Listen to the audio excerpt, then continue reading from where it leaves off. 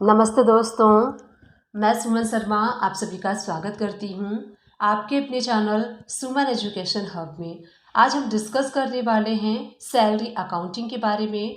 Suppose कीजिए आपने अपने किसी एम्प्लॉयज़ को सैलरी से ज़्यादा एडवांस दे दिया है एंड एंड में आपने उनको सैलरी दी है एंड जो आपने एडवांस एक्सेस एडवांस दे दिया है उसको कैसे आपको मेंटेन करना है ये मैं आपको इस वीडियो में बताने वाली हूँ। सपोज कीजिए किसी एम्प्लॉयज़ की सैलरी 3000 है एंड आपने उन्हें 3500 रुपीज़ यानी कि 3500 रुपीज़ एडवांस दे दिया है।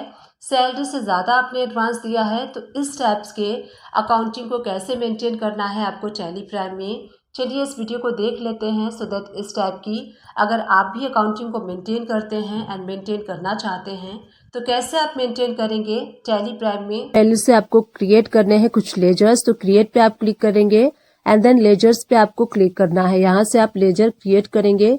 मैंने ऑलरेडी लेजर क्रिएट किया है तो मैं आपको शो करती हूँ।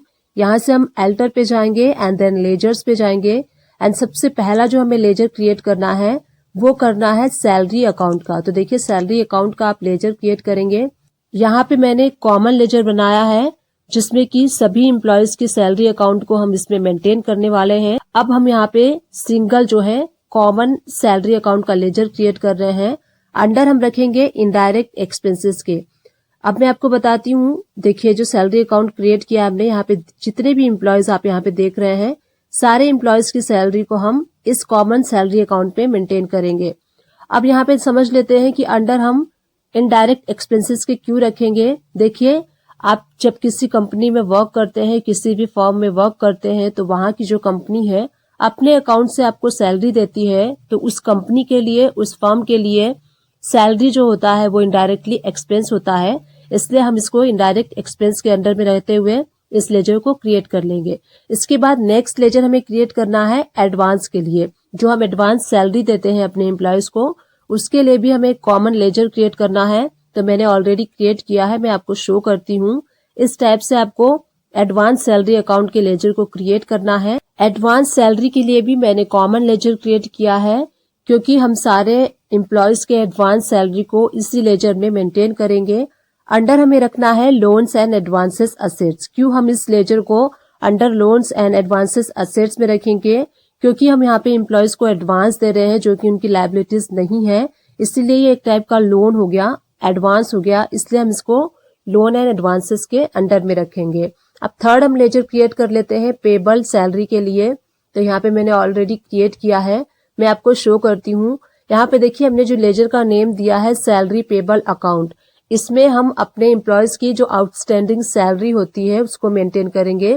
तो सैलरी के लिए भी मैंने यहाँ पे कॉमन लेजर क्रिएट किया है। अंडर हम रखेंगे करेंट लायबिलिटीज के।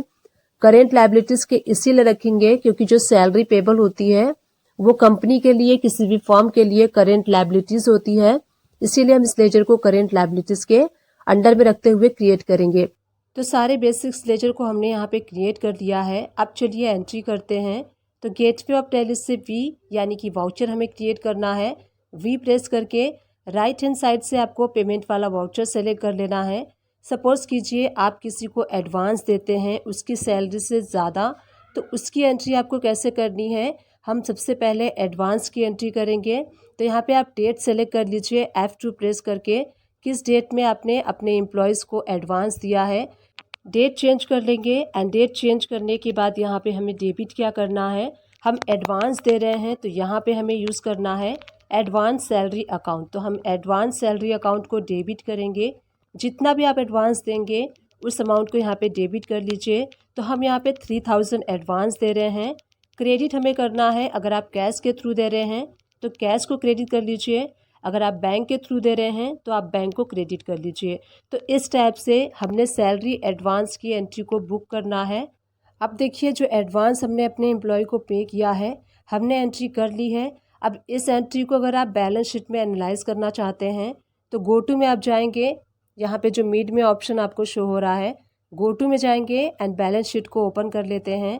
यहाँ पे देखिए जो हम एडवांस देते हैं वो आपको करेंट असेट्स में शो होगा। शिफ्ट प्लस एंटर प्रेस कीजिए या फिर यहाँ से आप एंटर प्रेस करेंगे तो देखिए आपको लोन एंड एडवांसेस, यहाँ पे आपको 3000 अमाउंट शो हो रहा है। मैंने यहाँ पे हाईलाइट कर दिया है। तो जो आप लोन देते हैं अपने एम्प्लॉयज़ को वो आपको लोन एंड एडवांसेस में करेंट असेट्स के अंडर में शो होता है।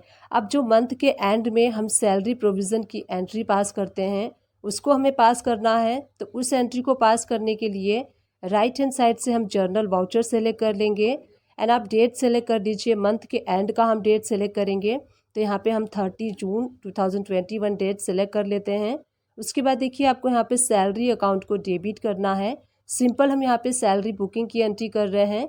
तो हमारे एम्प्लॉयज़ की सैलरी है 2500 रुपीज़, तो सैलरी अकाउंट में 2500 रुपीज़ हमने डेबिट कर दिया है।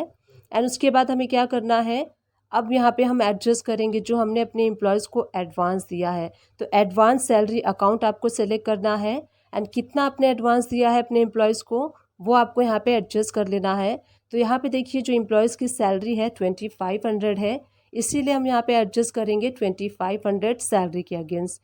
अभी जो हमने सैलरी प्रोविज़न की एंट्री पास की है, अगर आप उसको बैलेंस शीट में एनालाइज करना चाहते हैं तो गो टू में आप जाएंगे एंड बैलेंस शीट में हम देख लेते हैं कि वो एंट्री हमें कहाँ पे शो होगी।